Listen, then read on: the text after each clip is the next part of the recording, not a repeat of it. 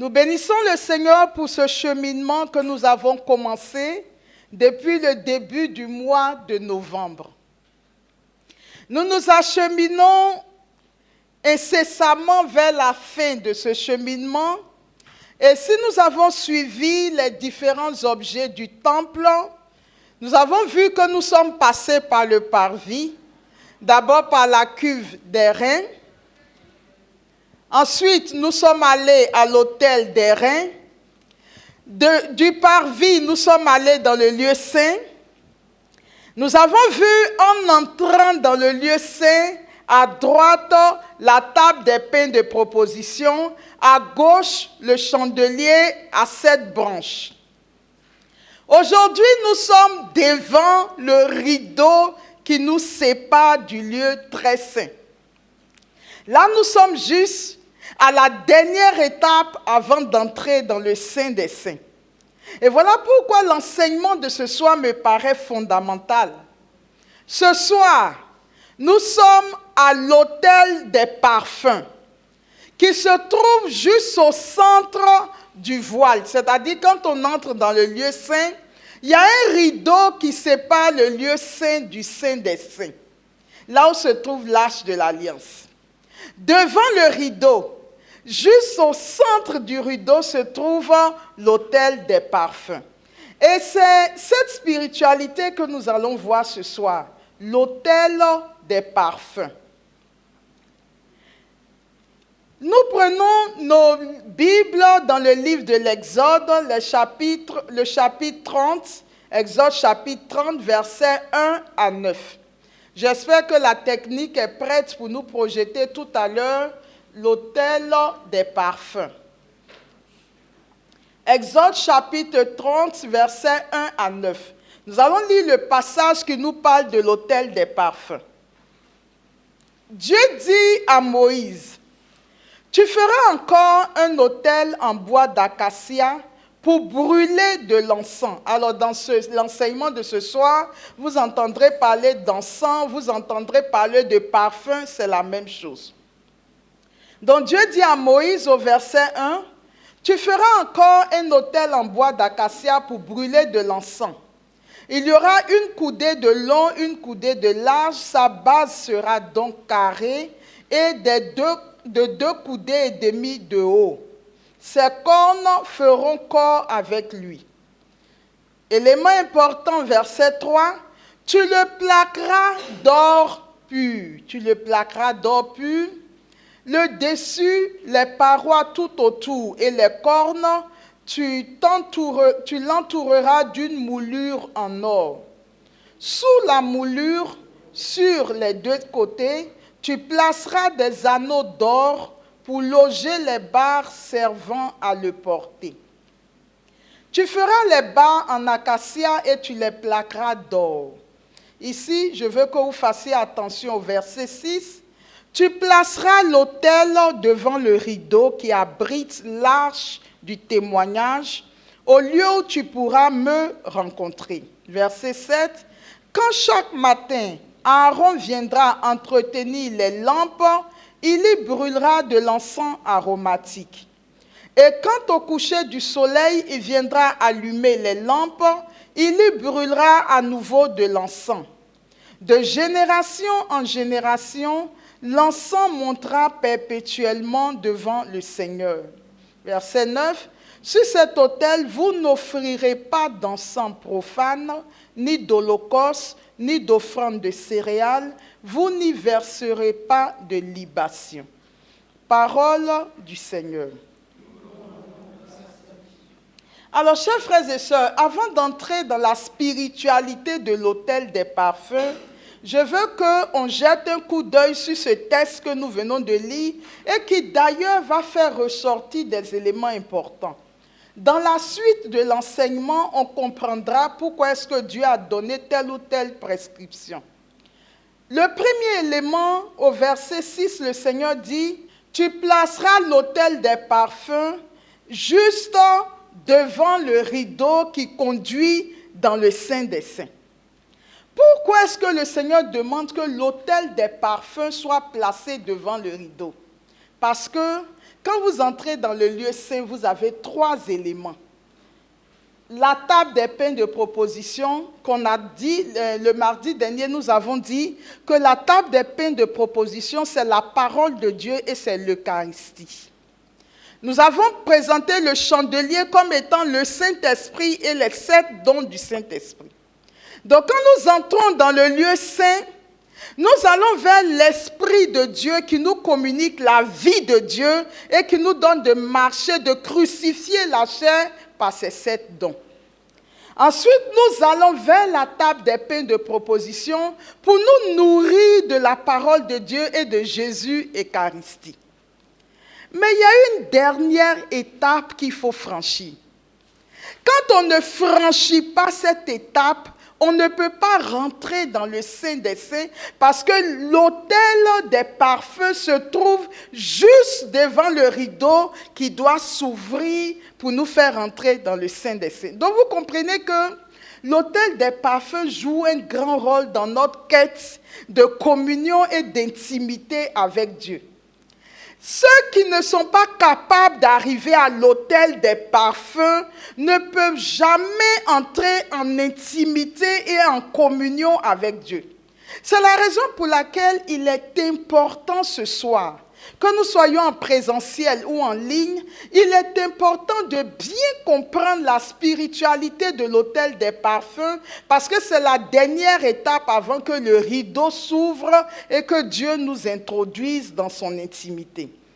Donc Dieu dit, tu placeras l'autel des parfums juste devant le rideau avant d'entrer dans le Saint des Saints. C'est un premier élément à retenir. Le deuxième élément que Dieu fait ressortir dans ce passage que nous venons de lire, c'est à quel moment est-ce qu'il faut aller à l'autel des parfums. Or, nous avons vu les versets 7 et 8, il est dit, chaque matin, Aaron viendra dans le lieu saint.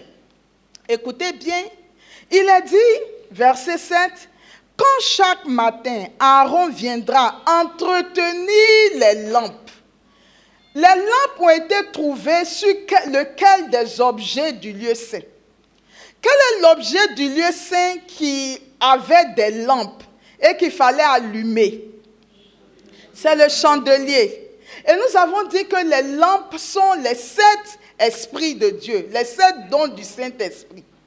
Donc il est dit, c'est quand Aaron viendra allumer les lampes qu'il devra également brûler de l'encens sur l'autel des parfums. Vous avez bien entendu que le fait d'aller à l'autel des parfums et de brûler de l'encens doit se faire au moment de l'allumage des lampes. C'est-à-dire quand Aaron arrive dans le lieu saint, il allume rapidement les 7 lampes et dès qu'il finit, il doit aller à l'autel des parfums. Ça veut alors dire que la spiritualité de l'autel des parfums n'est possible que liée à la spiritualité du chandelier. Ça veut dire quoi? Ce qui va se passer à l'autel des parfums ne peut être authentique que si c'est le Saint-Esprit lui-même qui conduit l'action de l'autel des parfums. Je n'ai pas encore dit ce qu'on fait à l'autel des parfums, mais retenez que pour que ce soit valide et valable et accueilli par Dieu, ça doit trouver sa source, l'une de ses sources à l'autel, au chandelier. D'accord? C'est le deuxième élément qu'il faut retenir. Le troisième élément, il est dit que Aaron le fera le matin et le soir. Mais dans la pratique, quand Aaron allume le matin, l'odeur reste dans le lieu saint jusqu'au soir. Et le soir, on vient encore en mettre. Donc, ça veut dire que dans le lieu saint, on a en permanence l'odeur de l'encens ou des parfums. C'est vrai que l'acte est répété le matin et le soir, mais son action est une action permanente. Voilà pourquoi le Seigneur dit, vous le ferez de génération en génération. C'est-à-dire, quelle que soit l'heure à laquelle tu arrives dans le lieu saint, tu as l'odeur des parfums ou de l'encens qui monte. Donc, c'est une action permanente. Je suis en train de vous donner des éléments importants qui vont rentrer dans la signification de l'autel des parfums. Autre élément important, c'est de quoi est composé l'encens ou le parfum qui doit être brûlé. Exode 30, les versets 30, 34 à 36 nous en donnent la composition. Je ne vais pas lire, mais plus tard vous verrez que c'est un élément fondamental. Il y a 4 éléments qui ont été cités dans la composition des aromates. Je ne sais pas si c'est l'eaulas, thoras, l'ambre, le galbanum aromatique et l'encens pur. Voici les 4 éléments qui ont été cités dans le livre de l'Exode pour fabriquer l'encens. Plus tard, les Juifs, je cherchais la source. Pourquoi est-ce que les Juifs en sont arrivés à 12? Un rabbin a promis de m'envoyer la liste des 12 parfums. Mais plus tard, les Juifs sont arrivés à brûler 12 parfums différents, qui représentent d'ailleurs les 12 tribus d'Israël. Mais il y a une chose que je dois révéler à ce stade-là. Dans les 12 parfums que le peuple d'Israël brûlait, écoutez bien, il y avait un des parfums que j'ai d'ailleurs senti, qui sentait très mauvais. Les 11 autres parfums sentaient très bon. Mais le 12e sentait très mauvais. Et j'ai été étonnée que le Seigneur puisse demander aux Juifs de brûler 12 parfums. Et Dieu qui aime tant les choses pures, les choses propres, comment est-ce que le Seigneur a pu permettre qu'il y ait un des parfums qu'on appelle El Bona? Comment Dieu a pu permettre que El Bona soit parmi les 12 parfums et que ça sente si mauvais? Quand je suis allée interroger les rabbins, ils ont dit que le Seigneur leur a dit que dans son église, il y aura des saints. Mais il y aura probablement quelques-uns qui luttent sur le chemin de la sainteté, qui sont encore dans le péché et qui sentent mauvais. Mais le Seigneur leur a dit que si dans le corps du Christ, les plus saints sont capables de soutenir les plus faibles, l'odeur de la sainteté des autres va couvrir l'odeur nauséabonde de ceux qui luttent encore dans le péché et ils pourront avancer ensemble. Et ça aussi, je reviendrai sur ça dans la signification de l'autel des parfums. Un autre élément qu'il faut savoir dans l'autel des parfums, le feu qu'on prend pour brûler l'encens, vous savez où il faut aller le chercher? Sur l'autel d'airain. Les braises qu'on a prises pour sacrifier les animaux sur l'autel d'airain, ce sont ces braises-là qu'on utilise à l'autel des parfums pour brûler le parfum. Donc vous ne pouvez pas prendre n'importe quel feu pour venir brûler l'encens sur l'autel des parfums. Il faut que ce soit le feu qui était sur l'autel d'airain. Or, vous savez qu'on a vu que le jour où on travaillait sur l'autel d'airain, on a vu que même le bois qui servait à faire le feu était un bois pur, qu'on triait le bois. Et ce sont les braises de ces bois-là qu'on prend pour venir dans le lieu saint sur l'autel des parfums. Ça signifie quoi? Ça signifie que pour que ce qu'on va faire à l'autel des parfums soit aussi valide, il faut que ça trouve son origine, sa base et son sens dans le sacrifice que Christ a accompli pour nous sur le bois de la croix. Puisque nous avons bien vu que l'autel d'airain représente la croix du Christ. Donc je dis 2 éléments qui sont importants à l'autel des parfums. Sans l'œuvre accomplie par Jésus sur le bois de la croix, il n'y a pas d'encens qu'on puisse brûler qui soit possible. Il faut que les braises viennent de l'autel d'airain. Donc c'est l'œuvre accomplie par Jésus sur la croix qui justifie ce que nous venons faire devant l'arche de l'alliance à l'autel des parfums. Deuxièmement, j'ai dit qu'il fallait que l'encens soit brûlé au moment où Aaron allume le chandelier. Donc ça veut dire que 2 éléments sont indispensables Pour que ce qui va se passer à l'autel des parfums soit valable, ça doit trouver sa source en Jésus-Christ, en l'œuvre accomplie par Jésus sur le bois de la croix. Et deuxième élément, sa source et sa capacité doit provenir du Saint-Esprit. Parce que c'est quand on allume les lampes du chandelier qu'il faut venir allumer l'encens à l'autel des parfums. Donc ne perdez pas de vue dans tout ce que je vais développer par la suite que le sacrifice de Jésus et l'action du Saint-Esprit sont indispensables à la spiritualité de l'autel des parfums. Si nous ratons l'un des deux, c'est une prière qui n'est pas valide devant le Seigneur parce que les deux éléments fondamentaux pour que l'action de l'autel des parfums soit valable, les deux éléments manquent. Ayant donc expliqué ce que Dieu a demandé à Moïse, allons voir quelle est la spiritualité de l'autel des parfums. Quelle est la spiritualité de l'autel des parfums?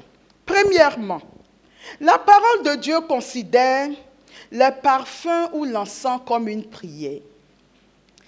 Dans la parole de Dieu, les parfums ou l'encens sont considérés comme une prière. Alors, la première étape de cette prière, l'autel des parfums peut représenter l'intercession permanente que notre Seigneur Jésus a devant son Père pour chacune de nos vies.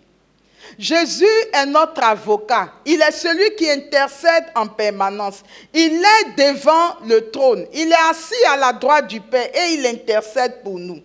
Donc, on peut considérer que l'autel des parfums, c'est la prière de Jésus en faveur de son peuple. Ça, c'est pour ce qui concerne notre Seigneur Jésus-Christ qui est assis à la droite du Père et qui continue à intercéder pour nous. Toujours, dans l'étape de l'autel des parfums constitue la prière. On peut aussi dire, premièrement, on a vu l'intercession de Jésus, mais deuxièmement, c'est aussi l'intercession des saints. L'autel des parfums, c'est aussi l'intercession des saints. Le psaume 141, le verset 2 dit « Que ma prière s'élève vers toi comme un encens. » Que ma prière se lève, c'est David qui parle. Que ma prière se lève vers toi comme un encens. Donc ici, la prière est identifiée à l'encens. Dans l'autel des parfums, ça représente Jésus en prière pour nous, mais ça représente aussi la prière des chrétiens. Et un autre passage vient bien le développer. Apocalypse chapitre 5, le verset 8, dit ceci. Quand l'agneau eut pris le livre, les 4 êtres vivants et les 24 anciens se jetèrent à ses pieds. Ils tenaient chacun une cithare et des coupes d'or pleines des parfums qui sont les prières des saints. Ils tenaient en main chacun une cithare et des coupes d'or pleines de parfums qui sont les prières des saints. Donc nous voyons que l'autel de parfum ou l'autel de l'encens représente dans la vie du chrétien la prière des saints. D'accord? Donc ici, on peut considérer que l'autel des parfums représente la prière du peuple de Dieu. Nos prières montent vers Dieu comme la fumée, comme de l'encens monte dans le sanctuaire. Alors, nous disons bien que le feu qui sert à allumer l'encens vient de l'autel d'airain.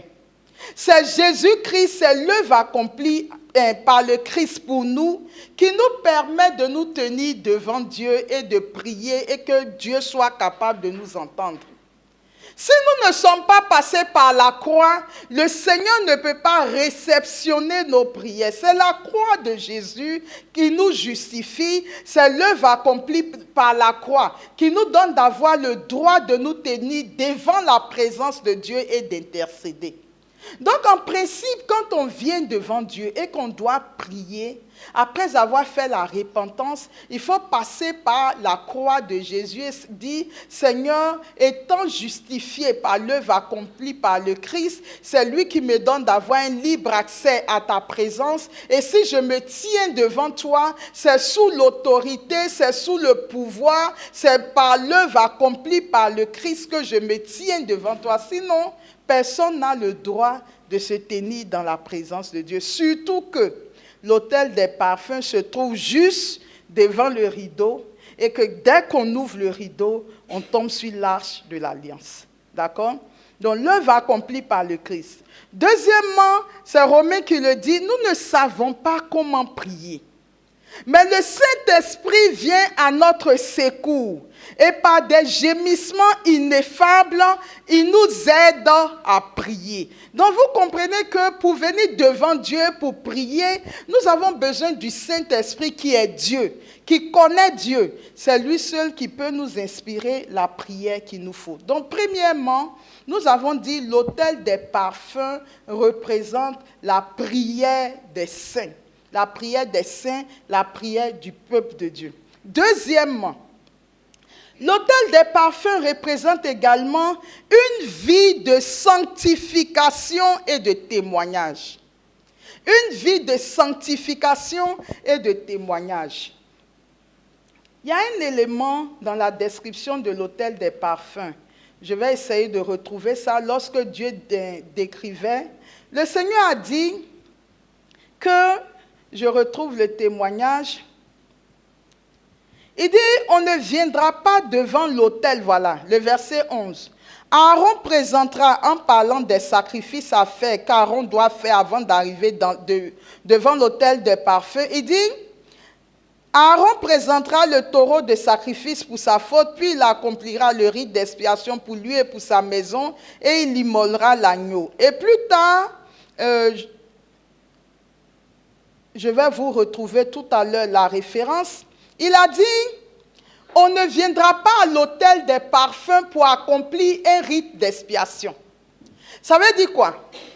On ne vient pas à l'autel des parfums pour dire, Seigneur, tu sais que je suis un grand pécheur. Seigneur, hier même j'ai fait ça, j'ai volé, j'ai menti, etc.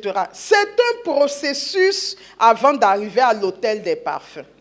C'est depuis la cuve des reins qu'il fallait commencer à confesser ses péchés.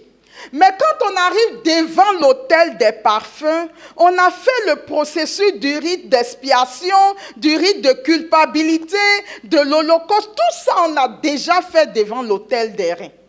On est maintenant dans le lieu saint. Donc quand je viens dans le lieu saint, j'ai déjà confessé mes péchés. Je suis en train de vous montrer parce qu'on dit que l'autel des parfums, c'est un lieu de prière, mais je suis en train de parler du type de prière qui se fait à l'autel des parfums. Ce n'est pas une prière ordinaire. D'ailleurs, dans la suite de l'enseignement, vous allez comprendre quel genre de prière on fait à l'autel des parfums. Si c'est pour demander pardon à Dieu, il y a la cuve des reins. Si c'est pour réclamer ce que Jésus a fait pour nous, nous avons l'autel des reins.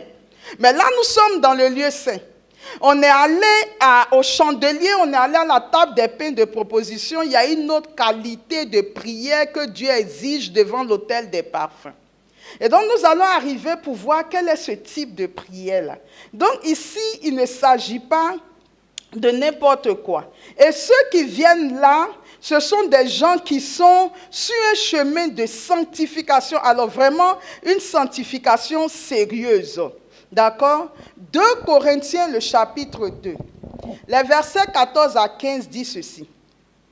Rendons grâce à Dieu qui nous entraîne sans cesse en son cortège triomphal dans le Christ et qui répand, je veux que quelqu'un fasse attention à ceci, et qui répand sur nous en tout lieu le parfum de sa connaissance. Car nous sommes pour Dieu la bonne odeur du Christ. On parle de parfum, on parle d'odeur, et ici, on nous dit qu'il y a un type de chrétiens, ceux qui Dieu répand le parfum de sa connaissance, et qui sont pour Dieu la bonne odeur du Christ. Donc, l'autel des parfums représente également une vie de sainteté, de sanctification et de témoignage. En d'autres termes, ceux qui arrivent à l'autel des parfums. Parce que souvenez-vous que l'autel des parfums est la dernière étape avant de rencontrer Dieu. Ceux qui arrivent à l'autel des parfums, ce sont ceux qui sont sérieusement engagés dans une vie de sanctification et de témoignage. Ce sont ceux, parce que vous avez vu les anges dans les cieux, ils avaient les coupes en main. Et il est dit que ces coupes remplies de parfums représentent la prière des saints. Ce sont ceux qui sont arrivés à un stade de leur vie chrétienne où ils luttent en permanence avec leur chair et où la chair est déjà en train d'être crucifiée. Ceux qui sont inscrits sur le chemin de la sainteté, ce n'est pas la prière dans le genre « Seigneur, je te bénis, tu sais que je suis pauvre », non. C'est une qualité de vie de prière, mais on y viendra par la suite. Troisièmement, l'autel des parfums peut représenter l'unité du corps du Christ. Je vous ai parlé des 12 parfums et du seul parfum qui sent mauvais. Donc ici, les autres membres du corps du Christ se rendent compte qu'ils ont à prendre en charge ceux parmi eux qui sont encore faibles. Romains chapitre 15, le verset 1. Romains chapitre 15, le verset 1. Nous les forts, nous devons porter la fragilité des faibles et non pas faire ce qui nous plaît. D'accord? Donc la Bible recommande aux chrétiens qui sont forts de porter la fragilité de leurs frères afin de les soutenir. Ayant donc dit cela, si je devais récapituler ce que j'ai dit jusqu'à présent, on dirait que l'autel des parfums est placé devant le rideau. Dès qu'on ouvre le rideau, on entre dans le Saint des Saints. Donc c'est la dernière étape du cheminement avant de rencontrer Dieu. Si c'est placé à ce niveau, ça veut dire qu'on ne peut pas entrer dans la présence de Dieu sans passer par l'autel des parfums.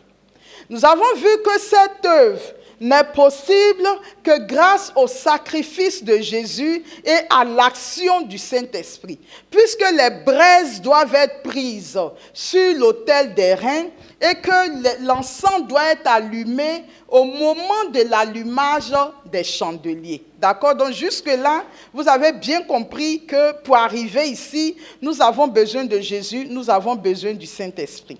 Alors, nous avons identifié l'autel des parfums comme étant les prières des saints. Deuxièmement, l'autel des parfums représente la vie de sainteté et de témoignage.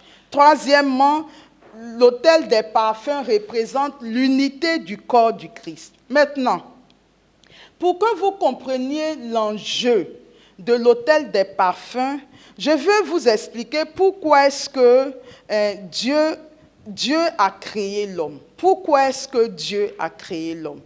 Je vais rentrer dans un développement, mais le but de ce développement, c'est juste pour nous aider à comprendre tout l'enjeu, tout ce qui se passe à l'autel des parfums. Pourquoi est-ce que Dieu a créé l'homme et quel était le plan de Dieu au moment où il créait l'homme? C'est Genèse chapitre 1, les versets 26, 27 et 28 qui nous donnent la réponse. Genèse chapitre 1, qu'est-ce qu'il dit? Dieu dit, après avoir fait toute la création, Dieu dit au verset 26, « Faisons l'homme à notre image, selon notre ressemblance, pour qu'il domine sur les poissons de la mer, les oiseaux du ciel, sur le bétail, sur toute la terre et sur tous les reptiles qui rampent sur la terre. » Nous apprenons une chose déjà. Pourquoi est-ce que Dieu a créé l'homme? 1. Dieu a voulu l'homme à son image et à sa ressemblance. Ça, on le lit, mais on n'en prend pas toujours conscience. Dieu a créé l'homme à son image et à sa ressemblance. Or, le Dieu que nous servons, c'est un Dieu omniscient, omniprésent et omnipotent. Ça veut dire que le Dieu que nous servons, c'est un Dieu qui domine la création. Et Dieu a voulu que l'homme qui va créer domine également la création. Donc quand Dieu projette de créer l'homme, Il ne crée pas quelqu'un pour le simple fait d'avoir des sujets sur la terre. Dieu devait régler un problème et nous allons voir quel est le problème que Dieu devait régler. Mais toujours est-il que au moment où Dieu décide de créer l'homme, il crée quelqu'un pour dominer sur la terre. Dieu ne crée pas des humains juste pour le plaisir d'être avec eux, de marcher au milieu d'eux. Dieu crée l'homme dans une position de domination. Pourquoi est-ce que Dieu avait besoin que l'homme soit créé dans la position de quelqu'un qui gouverne, de quelqu'un qui domine? Pourquoi? Pourquoi est-ce que Dieu n'a pas créé les humains pour le plaisir d'avoir des compagnons et qui voulait des gens qui dominent? La réponse nous est donnée par l'activité du diable. D'accord? Nous savons que Satan était un chérubin et que Satan était l'un des anges que le Seigneur a doté d'un pouvoir extraordinaire. Ézéchiel chapitre 28, versets 11 à 17 dit, c'est un peu long, on va lire quand même pour comprendre l'enjeu de ce qui se passe. Dieu dit, « La parole de Yahvé me fut adressée en ces termes. Fils d'homme, prononce une complainte contre le roi de Tyr, tu lui diras, ainsi parle le Seigneur Yahvé. Tu étais un modèle de perfection, plein de sagesse, merveilleux de beauté. Tu étais en Éden, au jardin de Dieu. Toutes sortes de pierres précieuses formaient ton manteau. Sardoise, topaze, diamant, chrysolite, ornis, jaspe, saphir, escarboucle, émeraude, d'or étaient travaillés tes pendeloques et tes paillettes. Tout cela fut préparé au jour de ta création. Donc on parle du diable. On parle de Satan ici. Voilà comment Dieu l'avait positionné. La parole continue. Toi, j'avais fait de toi un chérubin protecteur, aux ailes déployées. Tu étais sur la sainte montagne de Dieu. Tu marchais au milieu des charbons ardents. Ta conduite fut exemplaire jusqu'au jour de ta création. Ta conduite fut exemplaire depuis le jour de ta création jusqu'à ce que fût trouvée en toi l'injustice. Par l'activité de ton commerce, tu t'es rempli de violence et de péché. Je t'ai précipité de la montagne de Dieu et je t'ai fait périr. Chérubin protecteur du milieu des charbons. Ton cœur s'est enorgueilli à cause de ta beauté. Tu as corrompu ta sagesse à cause de ton éclat. Je t'ai jeté à terre. Je t'ai offert un spectacle au roi. Donc, au moment où Dieu crée l'homme, il y a un ennemi de Dieu qui est déjà sur la terre. C'est le diable. Et nous connaissons bien ce passage du livre de l'Apocalypse au chapitre 12, qu'on lit souvent le jour de la Toussaint. La Toussaint, c'est qui sont ceux-là qui viennent de la grande épreuve. C'est le jour de l'Assomption qu'on lit la bataille qui a eu lieu entre le diable et la femme. Donc, au moment où Dieu va créer l'homme, parce que le Seigneur, il a créé les cieux, il a créé la terre. D'accord? Il s'est trouvé que l'un de ces chérubins s'est fourvoyé, est tombé dans le péché, a voulu prendre la place de Dieu et Dieu l'a précipité sur la terre. Or, la terre appartient aussi à Dieu. D'accord? Donc, quel était le projet de Dieu? Dieu dit aux anges et au reste, la Trinité se concède. On ne va pas abandonner le diable, on ne va pas abandonner la terre au diable, puisque la terre est aussi une de nos créations. Donc, ce qu'il faut, si nous sommes Dieu, on ne peut pas combattre notre créature. C'est comme si on disait qu'un être humain devait se battre avec une fourmi. Là encore, l'exemple même ne traduit pas Dieu qui doit se battre avec Satan. C'est incomparable. Mais Dieu dit, on ne va pas laisser la terre au diable. Nous allons former une créature qui sera créature au même titre que Satan, puisque Satan est une créature de Dieu. Mais la mission que nous allons donner à cette créature, c'est qu'elle aille sur la terre qu'elle domine la terre et qu'elle chasse le diable de la terre pour faire précipiter le diable dans le Sheol. Donc quand Dieu s'assoit, que Dieu, il crée le soleil, il crée la lune, tout ça. Et puis quand ça arrive sur l'homme, on ne dit pas Dieu dit, mais on dit faisons l'homme à notre image et à notre ressemblance. Ça veut dire la Trinité se concède. Et à ce moment-là, ils disent, nous allons fabriquer un genre de créature qui va nous ressembler, qui aura nos atouts, qui va aussi dominer, mais cette créature, elle ne dominera pas au ciel, mais elle dominera sur la terre.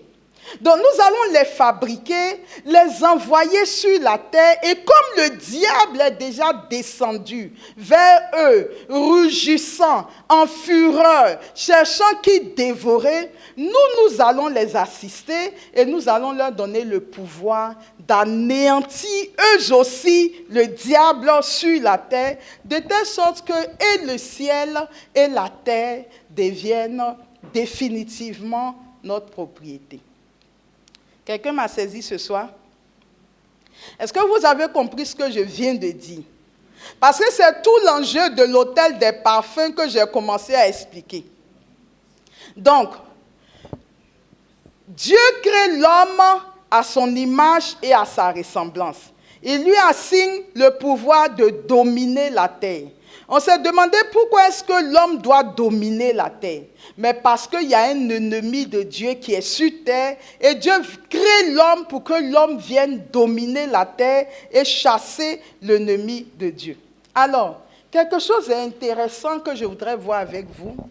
La preuve que Satan est venu sur terre, c'est qu'au moment où nous lisons Genèse chapitre 1, il est dit, au commencement, Dieu créa le ciel et la terre. La terre était informe et vide. Il y avait des ténèbres à la surface de l'abîme. Les ténèbres à la surface de l'abîme. Or, quand nous parlons de ténèbres, ça nous fait déjà penser à l'activité du diable. Mais ce que j'ai découvert qui est intéressant, quand la version française dit « la terre était informe et vide », lorsque vous allez dans la version originale, la version hébraïque, il n'est pas dit la terre était informe et vide. On dit la terre devint informe et vide. Ça veut dire qu'au moment où Dieu créait le ciel et la terre, ce n'était pas informe et vide. Mais à un moment donné, la terre devint informe et vide. Et c'est ce même mot qui est employé pour la femme de Lot lorsque les anges sont allés à Sodome et qu'on lui a dit de ne pas regarder en arrière, la regarder en arrière. C'est le même mot qui dit la femme de Lot devint une statue de sel. Mais elle n'est pas née statue de sel. Elle est devenue statue de sel à cause de sa désobéissance. C'est le même verbe qui est ici employé pour le ciel et la terre.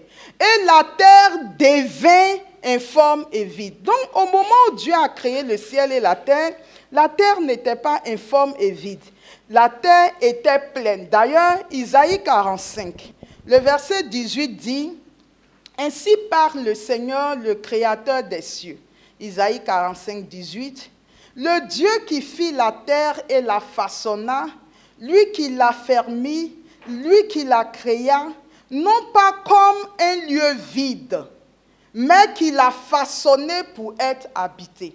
Donc les Écritures même disent que Dieu n'a pas créé la terre vide. Il a créé la terre remplie pour qu'elle soit habitée. Mais quand le diable est descendu sur la terre, c'est là que la terre est devenue informe et vide et les ténèbres ont rempli la surface de la terre. D'accord? Donc, tout le problème que Dieu avait, ce n'était plus au ciel, puisque le ciel n'avait pas de problème. Le problème était maintenant sur la terre. Le diable est descendu sur la terre. Il est en train de gâcher le projet de Dieu. Il a envoyé les ténèbres sur la terre. Alors que la terre était faite pour être habitée, il a rendu la terre vide et informe. Donc Dieu avait un gros problème. Le problème, c'est que Dieu maintenant luttait pour la situation de la terre. On ne nous l'a peut-être jamais assez dit. Mais le Seigneur avait un désir particulier, il avait des problèmes avec la situation de la terre. Donc il a dit, mais il faut bien que quelqu'un aille arrêter ce que Satan est en train de faire sur la terre, pour que l'homme lui-même comprenne jusqu'où Dieu l'a positionné. Il dit, il faut que quelqu'un aille arrêter Satan sur la terre. Et cela est confirmé si nous revenons en Genèse chapitre 1, verset 26, quand Dieu dit, faisons l'homme à notre image, selon notre ressemblance, pour qu'il domine sur les poissons de la mer, sur les oiseaux du ciel, sur le bétail, sur toute la terre. Dès l'instant où Dieu dit toute la terre, ça veut dire que c'est fini, Dieu a déjà tout pris en compte, toute la terre. Et pourtant, après avoir dit toute la terre, le Seigneur continue encore en disant, et sur tous les reptiles qui rampent sur la terre. Est-ce que les reptiles ne sont pas dans toute la terre? Mais il met l'accent sur les reptiles pour dire que le problème que vous aurez se trouve du côté des reptiles. Cette phrase montre que Dieu insiste d'une façon particulière dans la création de l'homme pour que l'homme domine sur les reptiles. Et d'ailleurs, en Genèse chapitre 3, on voit que Satan est représenté par quoi? Par un serpent, qui est un reptile. Et quand nous allons lire en Luc le chapitre 10, où il dit, je vous ai donné le pouvoir de marcher sur serpents, scorpions et sur toute la puissance de l'ennemi. Le scorpion aussi est un reptile. Donc, ceux à qui les humains que Dieu veut créer auront affaire, ce sont les reptiles sur la terre. Et donc, ces reptiles, c'est toute la puissance de l'ennemi. Donc, le Seigneur crée l'homme comme une solution à la destruction des œuvres de l'ennemi sur la terre. Ne pensez pas que Dieu est venu pour autre chose. Il a dit, créons l'homme pour qu'il domine. Donc Dieu a pensé l'homme comme une solution de domination sur tout ce que le diable aura à faire sur la terre. Et c'était ça la préoccupation première de Dieu. Créons les humains, créature contre créature. Certains pourront dire, mais pourquoi Dieu lui-même, il n'a pas chassé Satan? Parce que Dieu, il est Dieu. Il est trop haut pour que ce soit lui qui chasse Satan. Il voulait que une de ses créatures affronte une autre de ses créatures. Et que parce que lui, il est derrière cette créature-ci, que cette créature arrive à maîtriser, à chasser le diable sur la terre et que cette créature prenne la terre parce que c'est son lieu de résidence. Alléluia. Donc, pour que la volonté de Dieu s'accomplisse sur la terre, il faut que le diable soit d'abord chassé. Et c'est la raison pour laquelle, ça aussi je viens de le découvrir dans la prière du Notre Père. Nous disons, Notre Père qui es aux cieux, que ton nom soit sanctifié, que ton règne vienne, que ta volonté soit faite sur la terre comme au ciel. Mais quand vous allez dans la version originale, il a dit, Notre Père qui es aux cieux, que ton nom soit sanctifié, que ton règne vienne, que ton nom soit sanctifié comme au ciel. Que ton règne vienne sur la terre comme au ciel. Que ta volonté soit faite sur la terre comme au ciel. C'est-à-dire, à chaque fois, on dit sur la terre comme au ciel. Pour les trois, ce n'est pas seulement au niveau de ta volonté. Pour dire que la terre maintenant est devenue le lieu où Dieu veut se manifester. Malheureusement, quand l'homme va pécher, l'homme va céder ce pouvoir. C'est-à-dire toute l'espérance de Dieu. C'est un peu comme si dans le ciel, le diable, quand il partait, il a dit à Dieu, tu m'as chassé, non? Tu m'as vaincu, non? Vous m'avez chassé de la terre, non? Si je n'ai pas pu prendre le ciel, je prendrai la terre. Ce que vous avez créé là, toi maintenant tu vas dominer au ciel, moi je dominerai sur la terre. Un peu comme un pays qu'on divise en deux, le nord est dirigé par un pouvoir, le sud est dirigé par un autre pouvoir. Et au moment où Satan s'en va, Dieu lui dit, mais là encore tu te trompes. Parce que la terre est l'œuvre de mes mains. Et je ne pourrai jamais laisser la terre à ton pouvoir. Tu peux aller sur la terre, mais j'enverrai une créature comme toi, qui viendra te combattre et qui te chassera de la terre. Voilà le défi que Dieu lance à Satan. Je ferai une créature qui viendra sur la terre et qui dominera même sur les reptiles qui sont sur la terre, qui dominera sur le diable, sur Satan, qui écrasera le règne du diable et qui le propulsera hors de la terre dans les enfers, dans le Sheol. Voilà le pari, voilà le défi de Dieu. Maintenant, Satan vient, il arrive à vaincre l'homme.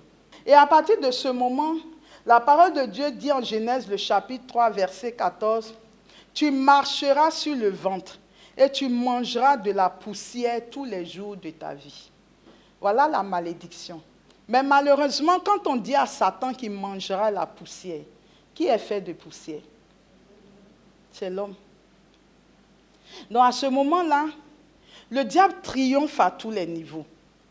Il a pu mettre le défi que Dieu lui a lancé, il a pu remporter la victoire. Il a anéanti l'homme. Mais au-delà de l'anéantir, il a même fait de l'homme sa nourriture.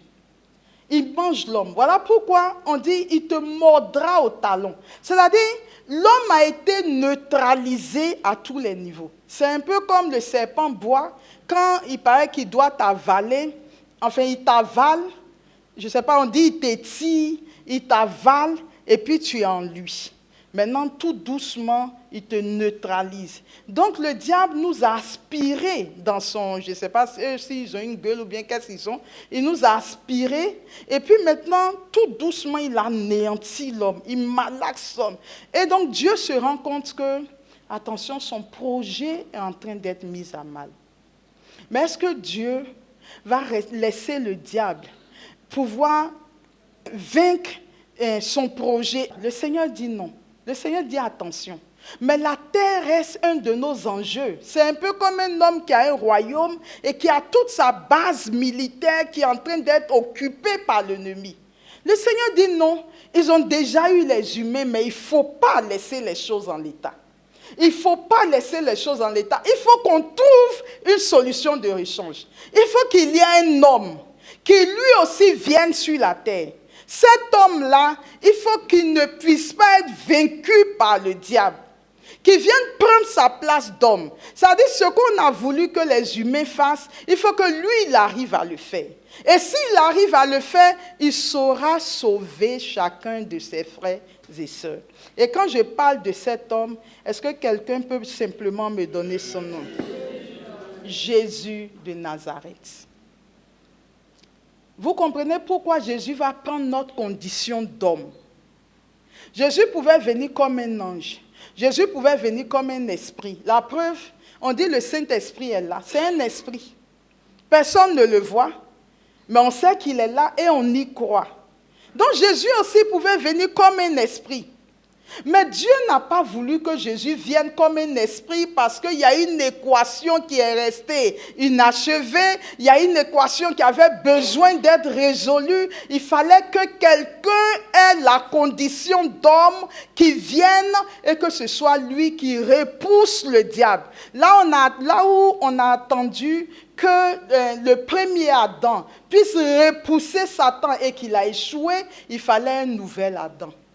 Un nouvel Adam qui vienne et qui repousse Satan. 1 Corinthiens 15, le verset 45, il est dit, l'Écriture dit, le premier homme, Adam, devint un être vivant.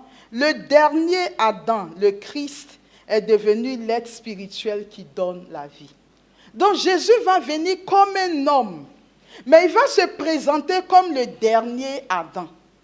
Et donc c'est lui qui aura à affronter qui Jésus aura affronté? C'est lui qui aura affronté Satan. Et c'est la raison pour laquelle en 1 Jean, le chapitre 3, le verset 8, il est dit, « Celui qui commet le péché est du diable, car depuis le commencement, le diable est pécheur. Mais c'est pour détruire les œuvres du diable que le Fils de Dieu s'est manifesté. » Alléluia. Et je voudrais que quelqu'un dise merci à notre Seigneur Jésus-Christ. Lui qui, de condition divine, a accepté de prendre notre condition d'homme pour venir réparer quelque chose que les hommes n'ont pas pu faire. Alors que c'était un défi au niveau de Dieu, que la terre soit dominée par les hommes. Et parce que les hommes en ont été incapables, Jésus va quitter son vêtement de Dieu, tout Dieu qu'il est, pour revêtir notre nature d'homme. Et il va venir sur la terre et il dira, c'est pour détruire les œuvres de Satan que je suis venu. Est-ce que vous comprenez? C'est pour détruire ces œuvres que je suis venu. Et il dit, je suis venu pour que les aveugles voient, que les sourds entendent, que les boiteux marchent, pour annoncer une année de grâce. Parce que tout ça, ce sont les œuvres de l'ennemi. Mais c'est pour ça que moi, le dernier Adam, je suis venu le combattre pour le précipiter dans le Sheol. Et vous comprenez pourquoi le diable va aller l'attaquer dans le désert. Parce qu'il devait avoir ce combat entre l'homme, Dieu et Satan. Et Jésus va remporter la victoire sur le bois de la croix. Et lui-même dira, le diable arrive, mais il n'a rien en moi. D'accord? Donc là où les hommes ont échoué, Jésus est allé remporter la victoire. Et quand il a remporté la victoire, dans l'évangile de Saint Luc, il dit, voici, je vous donne le pouvoir. Non, c'est un Dieu. Le pouvoir que Satan nous avait volé. Parce que quand vous voyez la tentation de Jésus au désert, à un moment donné, Satan vient, il dit, mais si tu es le Fils de Dieu, jette-toi en bas. Il dit, tous ces rois, il dit, prosterne-toi devant moi, et je te donnerai tous ces royaumes, car le pouvoir m'a été donné. Mais qui a donné le pouvoir à Satan, puisque Satan avait perdu son pouvoir lorsqu'il a été précipité sur la terre? Ce sont les hommes qui ont pris leur pouvoir et qui l'ont donné à Satan. Et donc Satan se pavane avec ce pouvoir. Mais quand Jésus dit, il dit, je vous donne le pouvoir. Parce que Jésus a arraché le pouvoir aux mains de Satan. Et il dit, je vous redonne ce pouvoir. Là où vous avez échoué, moi j'ai remporté la victoire. Et donc, j'ai besoin de vous aujourd'hui. Et je reviens, c'est maintenant que je reviens à l'autel des parfums. Mais avant de revenir à l'autel des parfums, quelque chose me paraissait fondamental que je voulais aussi vous dire. Pourquoi est-ce que Dieu lutte pour la terre? Pourquoi est-ce qu'il est au ciel? Il sait qu'on va mourir, on ira le rejoindre là-bas. Satan, s'il veut, il n'a qu'à faire ce qu'il veut de la terre. Mais nous, notre patrie est dans les cieux. Il y a un chant qui dit, rejetez-moi sur la terre, rejetez-moi sur la terre. Je m'en fous, ma patrie est dans les cieux. J'irai là-bas, c'est le royaume des cieux. Mais c'est un chant qui n'est pas vrai en fait. Saint Paul dit, nous sommes des pèlerins sur la terre. Mais en réalité, la terre est le siège des hommes. La terre, c'est là notre paradis.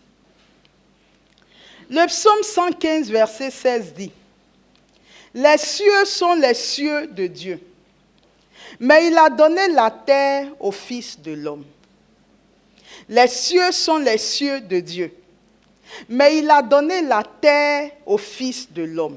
Donc la terre est notre héritage et notre patrimoine. Plus loin, il dit, dans le livre de l'Apocalypse, quand on parle de la fin des temps, je vous donne la référence, Apocalypse chapitre 5.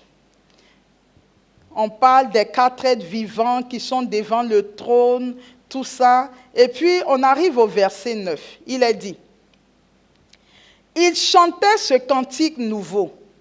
Tu es digne de prendre le livre et d'en ouvrir les sceaux, car tu fus immolé, rachetant pour Dieu par ton sang des gens de toutes tribus, langues, peuples et nations. Pour notre Dieu, tu en as fait un royaume et des prêtres, et la suite, ils régneront sur la terre. » Ils régneront sur la terre. Donc, à la fin des temps, Vous savez qu'un ciel nouveau, alors quand on parle de ciel, faites attention, il y a le ciel et il y a les cieux. D'accord? Jésus dit notre Père qui est aux cieux. Là, on parle des cieux. Quand on parle des cieux, c'est la demeure de Dieu. Mais le ciel dont on parle, c'est ce ciel-là que nous voyons. D'accord? Dans Apocalypse 21, verset 1 dit, « Alors j'ai vu un ciel nouveau et une terre nouvelle. » Ça veut dire que ce ciel que nous voyons et la terre que nous voyons, c'est le lieu de notre éternité, c'est notre paradis. Mais il y aura comme un ciel nouveau et une terre nouvelle. Et sur cette terre nouvelle, verset 3, « Et j'entendis une voix forte qui venait du trône. Elle disait, « Voici la demeure de Dieu avec les hommes. Il demeurera avec eux et eux, ils seront ses peuples et lui-même Dieu avec eux sera leur Dieu. » Alors n'oubliez pas que dans la Genèse, Dieu descendait dans le jardin d'Éden. Adam et Ève y vivaient là. Mais le Seigneur venait les trouver. Et il marchait avec eux, il leur tenait compagnie. Mais c'est à cette vie que nous sommes appelés. À la fin des temps, quand un ciel nouveau et une terre nouvelle seront là, nous tous, vivants et morts, qui avons été rachetés pour notre Dieu, nous habiterons la nouvelle terre. Et la Jérusalem céleste descendra sur cette terre. Et c'est là que Dieu viendra établir sa demeure au milieu de nous. Et il n'y aura ni pleurs, ni grincement de dents, ni souffrance. Nous serons tous des rachetés du Dieu vivant. Donc, quand le Seigneur lutte pour la terre, c'est-à-dire que tant que Satan sera enraciné sur la terre, tant qu'il va prendre la terre comme son domaine, c'est difficile qu'une nouvelle terre et un nouveau ciel viennent à l'existence. Et c'est la raison pour laquelle Dieu lutte pour la terre. Dieu lutte pour que son règne descende sur la terre. Il lutte pour que sa volonté soit faite sur la terre. Il lutte pour que son nom soit sanctifié sur la terre comme elle est faite au ciel.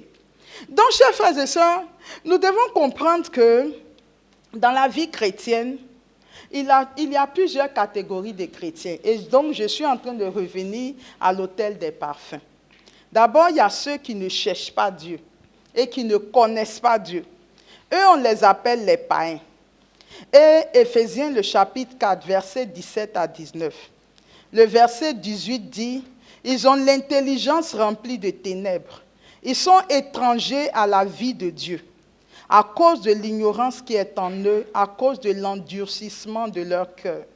Ayant perdu le sens moral, ils se sont livrés à la débauche au point de s'adonner sans retenue à toutes sortes d'impuretés. » Donc vous avez les païens, eux ils ne connaissent pas Dieu. Ceux-là, s'ils ne se convertissent pas, on connaît la finalité de leur vie, ils iront en enfer. Maintenant, parmi les chrétiens, vous avez 3 catégories de chrétiens. La première catégorie, qui est le plus bas niveau, si on peut dire, ce sont ceux qui cherchent Dieu uniquement pour ses bénédictions et pour ce qu'il peut nous apporter. Ceux-là, ils sont chrétiens. Ils sont allés dans le parvis. Ils sont peut-être passés par la cuve des reins, mais ils n'ont pas encore bien compris la doctrine de la croix. Ils suivent Dieu pour ses bénédictions. Ils sont chrétiens, mais ils sont encore dans le parvis et ils n'ont pas fait une expérience fondamentale au pied de la doctrine de la croix. Et nous les connaissons aussi, ils étaient dans la Bible. En Jean, le chapitre 6, versets 22 à 27, au verset 26-27, Jésus dit, Jésus leur répondit, « Amen, amen, je vous le dis, vous me cherchez, non pas parce que vous avez vu des signes, mais parce que vous avez mangé de ces pains et que vous avez été rassasiés. » Donc il y a des gens qui cherchent Jésus rien que pour être rassasiés, rien que pour que Jésus les bénisse, rien que pour que Jésus leur donne telle ou telle bénédiction. Ils n'ont pas encore passé l'étape du parvis. Ils sont encore dans le parvis. Et à ceux-là, Jésus dira, en Matthieu, le chapitre 6, versets 33 à 34, « Cherchez d'abord le royaume des cieux et sa justice, et tout le reste vous sera donné par surcroît. Ne vous faites pas de soucis pour demain. Demain aura souci de lui-même. À chaque jour suffit sa peine. La deuxième catégorie de chrétiens, ce sont ceux qui cherchent Dieu pour lui-même et non pour cette bénédiction. Ceux-là sont arrivés à un stade où vraiment ils veulent connaître Dieu. Ils ont une quête véritable de Dieu pour lui-même, pas parce qu'ils veulent forcément que Dieu les bénisse ou pas. Ceux-là, ils ont passé le parvis. Ils sont arrivés dans le lieu saint. Ils sont allés au chandelier, ils sont allés à la table des propositions, mais ils ne sont sûrement pas encore arrivés devant l'autel des parfums. Alors, qui sont ceux qui viennent à l'autel des parfums? Qui sont ceux qui viennent à l'autel des parfums? Avant d'arriver à ceux qui viennent à l'autel des parfums, je voudrais m'arrêter une minute sur ceux de cette seconde catégorie. Eux, ils ont bien compris, selon 1 Timothée 2, le verset 4, que Dieu veut que tous les hommes soient sauvés et parviennent à la pleine connaissance de la vérité. Eux, ils ont compris ça. Ils ont aussi compris Hébreux chapitre 12, le verset 14. Recherchez activement et premièrement la paix avec tous et la sainteté sans laquelle nul ne verra Dieu. Donc ceux qui sont arrivés à ce niveau, ils n'ont plus envie de rester dans le péché, ils n'ont plus envie d'être dans des situations qui vont faire que leur ciel sera compromis. Ils se remettent chaque jour en cause. Seigneur, vraiment, je ne veux plus ça, dégage en moi la colère. Seigneur, je ne veux plus garder rancune, etc. Ils sont engagés dans un chemin de sanctification. Ceux-là, ils sont arrivés au lieu saint face aux deux éléments, mais ils ne sont pas encore arrivés devant l'autel des parfums. La troisième catégorie de chrétiens qui arrivent à l'autel des parfums, c'est ceux qui ont compris qu'ils doivent être sauvés, ils doivent être saints. Ça, c'est vrai. Mais le salut que Dieu est venu apporter sur la terre, ce n'est pas seulement de venir prendre les hommes et de les conduire au ciel. La troisième catégorie de chrétiens, ce sont ceux qui ont compris que leur vie de sanctification, que leur vie chrétienne doit aller jusqu'à la domination de la terre.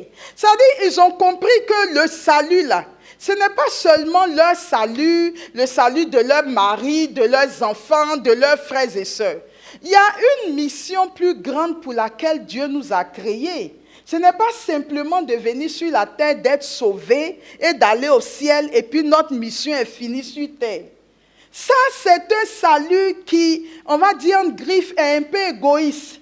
Moi, je suis sauvé, peu importe, pourvu que déjà c'est tellement difficile de marcher en sainteté de vie, je suis encore en train de faire des efforts, mais ceux qui viennent à l'autel des parfums, c'est ceux qui, par une vie de sanctification, une capacité d'abnégation, c'est ceux qui versent leur sang, c'est ceux qui se donnent entièrement pour faire reculer les œuvres du diable sur la terre. Ils ne se contentent pas seulement de leur salut, mais ils sont engagés dans tous les combats pour l'avènement, pour l'extension du règne de Dieu. Et je voudrais nous faire remarquer, chers frères et sœurs, le catéchisme de l'Église catholique d'ailleurs le dit, le salut que Dieu est venu donner, ce n'est pas seulement un salut anthropologique, c'est-à-dire Dieu n'est pas seulement venu sauver les hommes.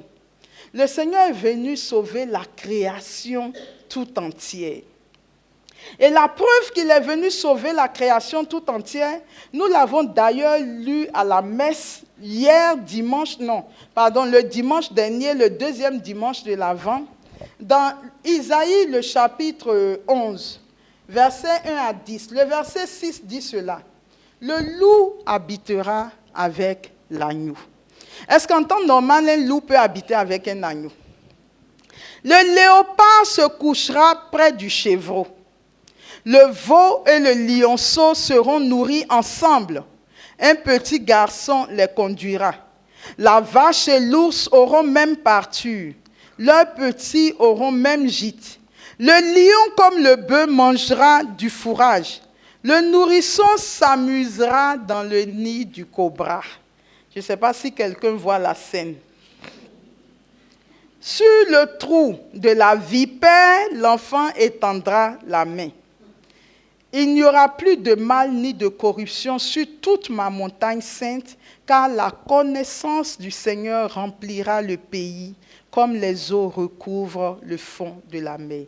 Donc ça veut dire que quand Dieu va apparaître, et quand Dieu dit qu'il veut sauver la terre, ce n'est pas seulement les hommes sur la terre qu'il veut sauver, c'est la création tout entière. Parce que initialement, le lion n'était pas féroce. La vipère ne piquait pas un humain. Dieu avait fait les choses de telle sorte que tous les animaux étaient apaisés. Il n'y avait rien de violent dans la création. C'est le diable qui a introduit la violence, la méchanceté et la mort dans la création. Donc quand Jésus vient pour sauver la terre, il vient sauver toute sa création. Les animaux, les plantes, les eaux, les humains et ceux qui arrivent devant l'autel des reins, devant l'autel des parfums, c'est ceux qui ont compris que Dieu leur confie une mission qui va au-delà du simple salut des hommes. Et que c'est la terre qu'il s'agit de sauver. Donc ceux-là, quand ils apprennent que la mère sort de son lit, ils ne dorment pas. Ça veut dire que le diable est en train d'activer la mer pour faire une œuvre de destruction. Et ils vont se tenir à la brèche et ils prient. Ils ne prient pas seulement pour qu'eux, ils aillent au ciel.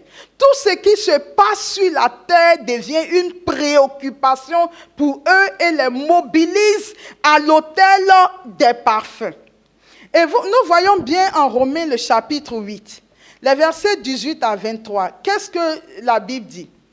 J'estime en effet, Romains 8, 18 à 23, j'estime en effet qu'il n'y a pas de commune mesure entre les souffrances du temps présent et la gloire qui va être révélée pour nous. En effet, écoutez-moi bien le verset 19, la création attend avec impatience la révélation des fils de Dieu. Les lions attendent, la mer attend. Les montagnes attendent, les vents attendent. Ils disent qu'aujourd'hui, le diable nous malmène. On n'a rien fait, on est là. Il nous dit de nous mettre en colère, d'aller ravager les choses. Mais nous, on n'a pas été créés pour ravager les choses. Puisque Dieu a dit que les humains doivent dominer sur nous. Donc, il faut que les enfants de Dieu, à un moment donné, se lèvent contre le diable. Et qui menace le diable, qui chasse le diable, parce que pour que nous, la création, nous aussi, nous connaissions la paix dont Dieu nous avait dotés à l'origine. Ils disent au verset 20, « Car la création a été soumise au pouvoir du néant, non pas de son propre gré, mais à cause de celui qui l'a livré à ce pouvoir. Pourtant, elle garde l'espérance d'être elle aussi libérée de l'esclavage de la dégradation pour connaître la liberté de la gloire donnée aux enfants de Dieu. » Cette troisième catégorie de chrétiens, ce ne sont pas les chrétiens qui sont là simplement pour leur salut, mais des chrétiens qui souffrent quand ils sont dans leur salon et qui apprennent que, souvent j'allais en Martinique, vous voyez des gens, ils sont dans la rue, ils marchent et puis on dit zone orange. Tout le monde doit fuir parce qu'il y a un grand vent qui arrive, le vent Lucia ou quoi. Et on donne les noms au vent et quand le vent arrive, le vent ravage tout. Mais ce vent qui est en train de tout ravager, c'est un vent qui n'est pas heureux. Ce vent n'est pas heureux parce qu'il sait que ce n'est pas la mission que Dieu lui a donnée. Il sait que Dieu lui a donné de souffler simplement sur la terre pour que les êtres humains n'aient pas chaud. Ils sont au service du bien-être des êtres humains et d'aider les plantes à grandir, etc. Mais quand le diable se saisit de l'origine d'une création de Dieu, le diable va créer la violence et la mort dans tout ce que Dieu crée. Il le fait chez les humains, il le fait dans la création, il le fait dans les eaux. Je lisais le psaume 8, le verset 27 à 29. En parlant de la mer, le verset 28 dit qu'un Dieu amasse les nuages dans les hauteurs et maîtrise les sources de l'abîme. C'est pas ce que Dieu fait. Il amasse les nuages dans les hauteurs et il maîtrise les sources de l'abîme. Il a promis à Noé qu'il n'y aura plus d'inondation qui va tuer les gens sur la terre. Dieu a-t-il promis ou n'a-t-il pas promis? L'Arche de l'Alliance n'est-elle pas le signe que Dieu a dit que les hommes ne mourront plus jamais de déluge? Mais quand il pleut, alors que Dieu maîtrise les nuages dans les hauteurs, quand il pleut, et des maisons sont renversées, des vies humaines sont détruites, tous les biens sont détruits, des orphelins, etc. C'est une catastrophe. Mais il y a des chrétiens qui vont dire simplement, « Hey, c'est quoi ça? Rien, c'est pauvre. » Mais ce que les chrétiens ne perçoivent pas, c'est que le diable fait régulièrement ce genre de choses pour empêcher les hommes d'avoir le temps de se convertir. Il sait que si les gens meurent de façon brusque et de façon catastrophique, ils n'ont pas eu le temps de préparer leur mort. Donc, il aime les guerres, il aime les inondations, il aime les grandes catastrophes, il aime les grands accidents, parce que les gens ne sont pas prêts. Et lui, en un rien de temps, il peut précipiter beaucoup de gens dans les enfers. Et ceux qui se tiennent devant l'autel des parfums, ce sont ceux qui sont capables de présenter au Seigneur toutes ces catastrophes mondiales, qui sont capables de crier à Dieu que Seigneur, je t'en supplie, que la mer retourne dans son lit. J'étais en train de vous lire Proverbe 8, le verset 29 dit, « Il imposait à la mer ses limites, si bien que les eaux ne pouvaient effreindre son ordre quand il établissait les fondements de la terre. » Donc, il a créé la mer en disant à la mer, « Tu ne dois jamais sortir de ton lit pour aller faire du mal. » Mais vous n'avez pas vu dans les médias que la mer sort de son lit jusqu'à aller détruire les choses. Mais c'est parce qu'il n'y a pas beaucoup de gens devant l'autel des reins, l'autel des parfums. C'est parce que beaucoup de chrétiens n'ont pas compris que l'autel des parfums est la raison pour laquelle Dieu nous a créés. Que nous devons développer une qualité de vie de prière qui nous donne de prendre conscience que c'est nous qui devons dominer le monde et que pour dominer le monde, nous devons neutraliser les actions de l'ennemi sur la terre et que pour neutraliser les actions de l'ennemi sur la terre, nous devons être sanctifiés parce qu'on n'attaque pas le diable. Quand on est dans une situation de péché, le diable, il guette spécialement ceux qui viennent devant l'autel des parfums. Ce n'est même pas celui qui est à l'autel des reins, etc. Il guette ceux qui sont à l'autel des parfums parce que dès que le rideau sera ouvert, ils entreront immédiatement dans la présence de Dieu. Et que là-bas, tu obtiendras tout ce que tu demandes au Seigneur parce que tu as développé une grande vie de prière. Et les mystiques disent qu'ici, nous sommes dans les fiançailles spirituelles. Nous sommes dans une qualité de vie avec Dieu où le fardeau de Dieu devient notre fardeau, où les problèmes de Dieu deviennent notre problème. Quand on est devant l'autel des parfums, on n'est pas préoccupé de quel style de sac, de marque je vais porter, quel genre d'habit, quelles chaussures je vais avoir, quelle qualité de maison je vais avoir. À l'autel des parfums, tu as d'autres préoccupations. Le Seigneur peut te donner des chaussures, il peut te donner des voitures, mais tu ne viendras jamais à l'autel des parfums pour parler de tes chaussures, de tes parfums, de ta voiture, de ton travail, de ta famille. Parce qu'il y a une autre mission que Dieu te confie, qui est celle de dominer la terre et de chasser le diable hors de la terre. Oh, chers frères et sœurs, on assiste à quoi aujourd'hui? Au nom de notre liberté, tout est permis.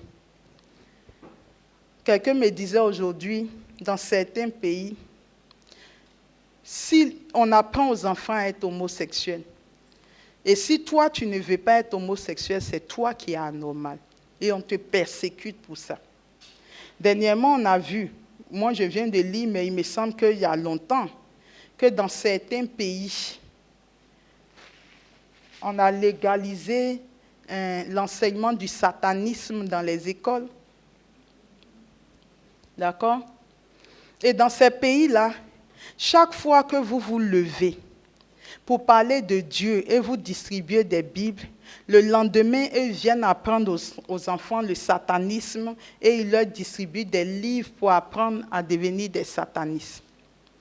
Et beaucoup de chrétiens sont dans une relation avec Dieu, ou comme ce n'est pas encore arrivé jusqu'à eux, ou bien tout ce qu'ils font, et c'est gravé, mais où va le monde?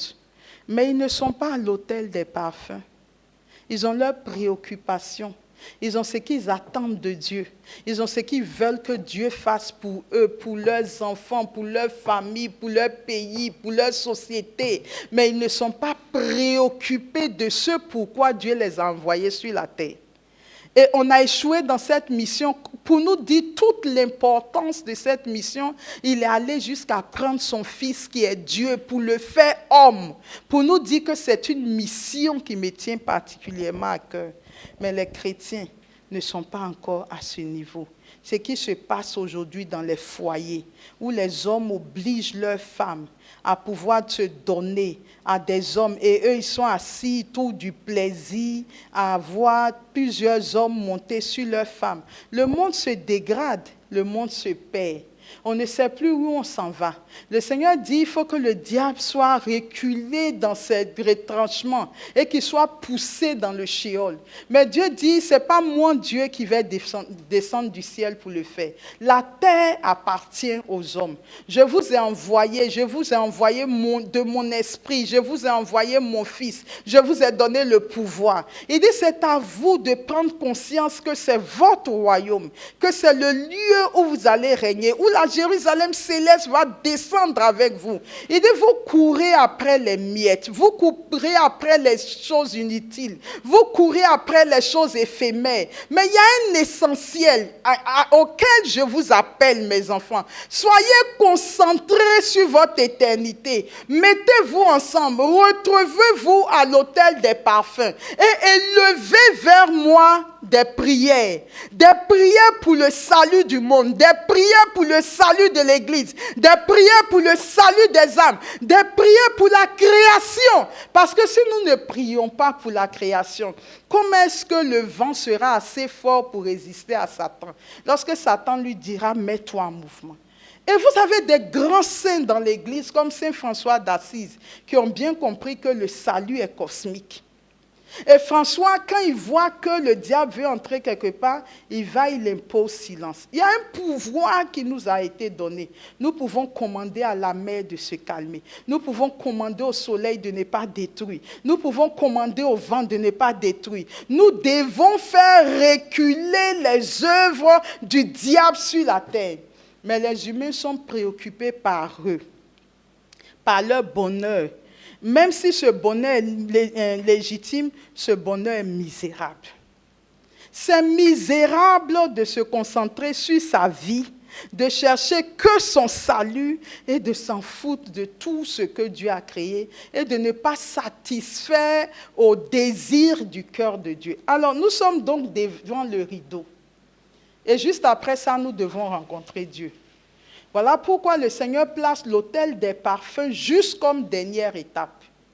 Je t'ai envoyé sur la terre. Est-ce que tu es préoccupé par la mission que je t'ai confiée de dominer et de garder? Est-ce que tu es en train de dominer sur la terre ou la terre te domine? Ou le monde te domine? Ou le péché te domine? Et il n'y a que ceux que Dieu élève à un niveau supérieurs qui peuvent comprendre que leur mission sur la terre, ce n'est pas dans les